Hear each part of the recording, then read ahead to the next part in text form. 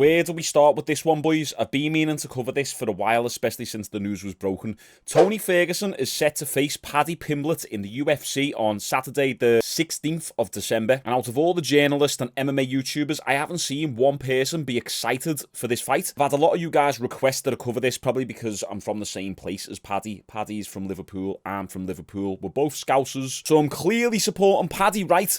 Well, it's not that simple. Let me just preface this video. I am a massive Tony Ferguson fan. I always have been. He went on an 11-fight win streak and was absolutely demolishing people. There was that famous meme going around where it was Tony Ferguson and all the faces of his opponents that he'd faced. You know, if you was going up against Tony Ferguson, you were in for a hell of a night. He would just apply the pressure and would not stop. Granted, he never had the best technique. He was never a clean fighter. He's always had that awkward style, but somehow people could not deal with him. Remember when he fought Anthony Pettis, Donald Cerrone, Edson Barbosa? He was putting a beating on these guys like no one else ever had done. Tony in his prime literally seemed unbeatable. You would never bet against him. Yet here we are. Tony Ferguson is now on a 6-fight losing streak and is basically a sacrificial lamb for the upcoming prospect, that is Paddy Pimblett. Now, Paddy didn't have the best outing against Jared Gordon. He looked quite bad, to be honest, but one thing that we didn't know is he broke his foot in the first round of that fight. One thing that I really didn't like about Paddy after that fight is he wasn't humble. He didn't even entertain the idea that it was a close fight. He doubled down on his victory and it really rubbed everyone the wrong way. You can go on any Paddy Pimblett interview after that Jared Gordon fight and I guarantee there'll be thousands and thousands of dislikes. We can see this one here. Paddy Pimblett annoyed with people saying he lost at UFC 282. It's got 1,000 likes, 18,000 dislikes, and I'm one of those dislikes. We have to remember that pretty much everyone within the MMA world agreed that Paddy lost this fight. Let's take a look at what he was saying directly after the fight went down. How are you feeling? You went the full 15 minutes. I know you got to be exhausted. Yeah,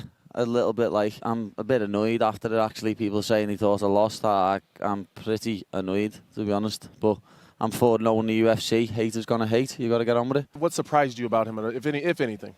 How hard his head was. Like, he could take a punch, like, me fingers kill him. That's one thing I take issue with, is when someone says, what surprised you about your opponent? And they say how tough they were, how well they took my punches. It's like a backhanded compliment. You're praising your opponent based on how well they took a beating from you.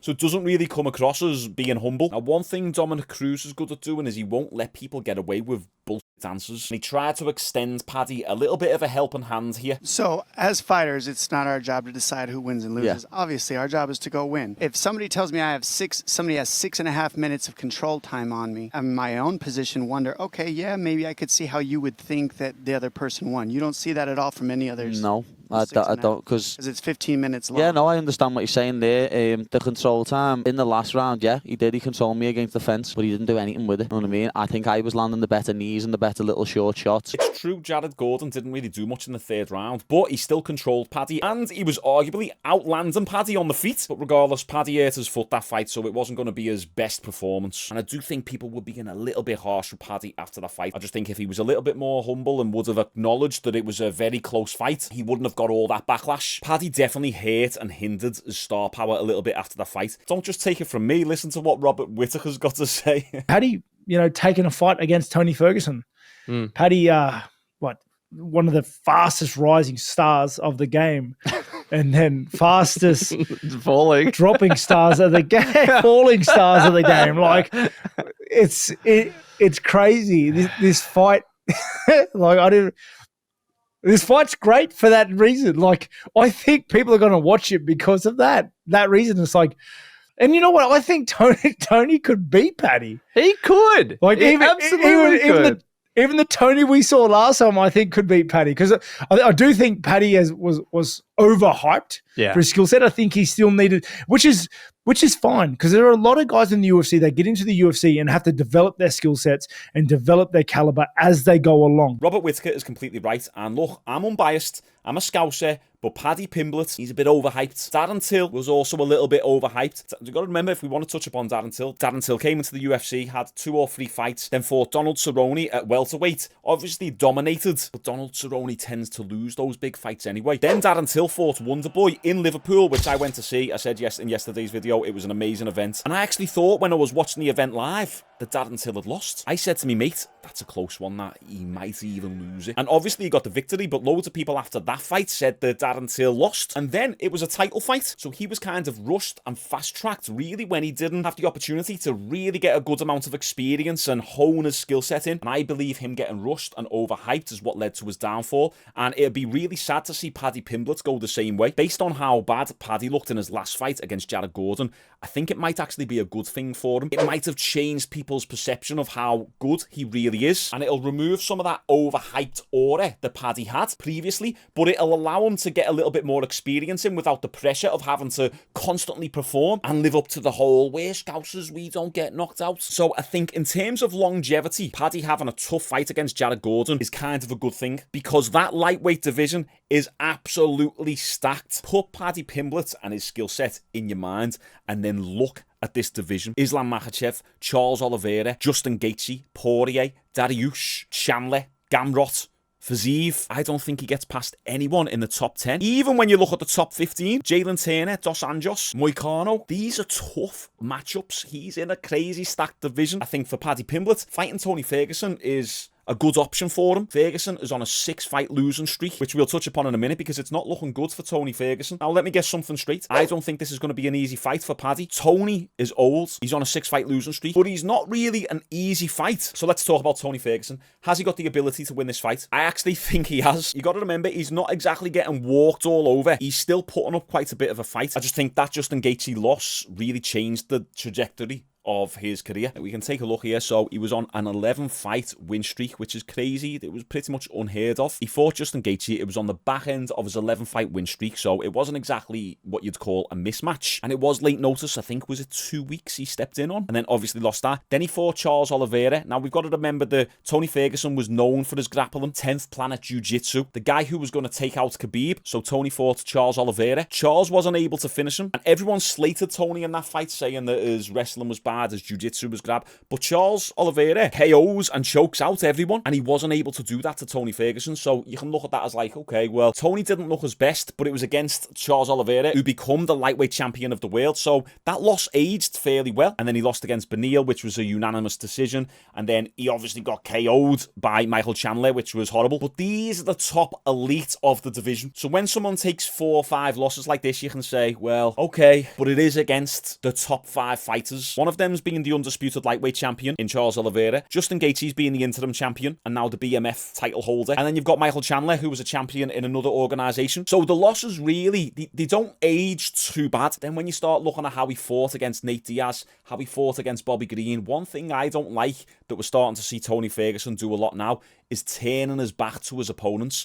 He used to kind of do it back in the day, and he'd throw weird spinning elbows, or he'd roll over and grab your leg and try and latch you up in an ankle lock. But he seems to do it more and more. His striking has went from awkward and funky and offbeat to now just awkward. He clearly hasn't got that same coordination, athleticism and technique that he used to have. But we do have to admit that he's got heavy hands. He could clip Paddy. Do I think Paddy's going to get knocked out? Do I think he's going to get knocked down? No, I do think Paddy's going to win this fight. But also, this is a winnable fight for Tony too. I just can't help but to think that the UFC are just trying to get rid of Tony. They're feeding him to the young, hungry star. We've seen this plenty of times before. We know that Tony's had a little bit of drama with the UFC in the past. He's complained about fighter pay. He wanted to go and box at one point, and the UFC obviously turned that down because Tony Ferguson's not a big enough name as someone like Conor McGregor who can go and do that. And let's not forget, Tony actually won the interim title against Kevin Lee, and he tore the ligaments in his knee, but he was only out for a 5-month period, and the UFC didn't wait for him. They stripped him of the interim title and just let the division move on, when they've had a lot of other fighters like Robert Whittaker, Kamaru Usman, even Francis Ngannou, Cain Velasquez back in the day, sit out for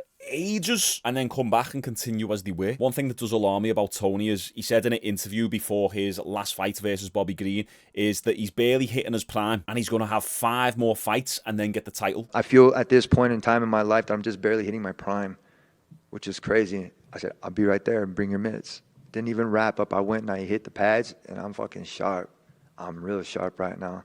I'm just as sharp as I look, baby. They could propose it. They could say, oh, Tony's going whatever. He's going to retire. No, motherfuckers, fuck you. I'm going to be done when I want to be done. 5 fights in a title, baby. I'm out. Maybe this is that CTE kicking in. I don't want to say it because Tony was one of my favourite fighters, but maybe it's just time for him to retire. But he's clearly got a lot of fights left on his contract, and I think the UFC are going to milk his name as much as they can until his reputation is just dead in the water. Tony went into that Bobby Green fight saying that he feels like he's in his prime, he's going to have 5 more fights and then he's going to get the title. Yet Bobby Green, who hasn't had a submission win in 10 years, was able to school Tony on the feet and then get him in a triangle choke. Bobby Green, who I don't even think is ranked at this moment in time, choking him out. So my closing thoughts on this fight, it just doesn't feel right. It feels weird. I'm not excited for it. I don't care that Paddy's the Scouser. I want Ferguson to win. But the problem with that, we know that if Ferguson wins, it's going to give him that false sense of security. Then they're only going to give him an even better opponent next time, who he will lose against. Then he'll want a few more fights because he'll be thinking, well, okay, I just had a bad outing this time. I beat Paddy Pimblett in the fight before. But then again, if he loses, I feel like he's going to want to continue fighting anyway. There's certain instances and cases where the UFC should just force the retirement upon the fighters. Chris Weidman is one of them. Tony Ferguson is another one. I love El Kukui. I don't want to see him lose. I'd love to see him go out there and be like Tony Ferguson of old, the prime Tony Ferguson. But whether he wins or loses, he's just going to continue fighting and just going to keep on racking up that brain damage, which none of us want to see. Paddy, if he wins, kind of like a lose-lose situation for him, because if he loses, then he lost against Tony Ferguson, who's on a 6-fight losing streak. If he wins, then he beat Tony Ferguson, who was on a 6-fight losing streak. But this gives Paddy an opportunity to get back in the good graces with fans and the MMA media. So we'll see how it all pans out. Boys, make sure you like this video. I am actually going to be covering a lot more UFC content on my channel. As I said in yesterday's video, it's just the whole Misfits boxing event has kind of taken up the majority of the narrative recently. And I like covering that stuff as well because it's just fun and exciting. And I'm actually going to the event myself, so I want to actually complete it as a full story. So make sure you subscribe for fighting, fitness, and overall internet drama content that encompasses those two things of fighting and fitness. Appreciate you all tuning in. See you tomorrow.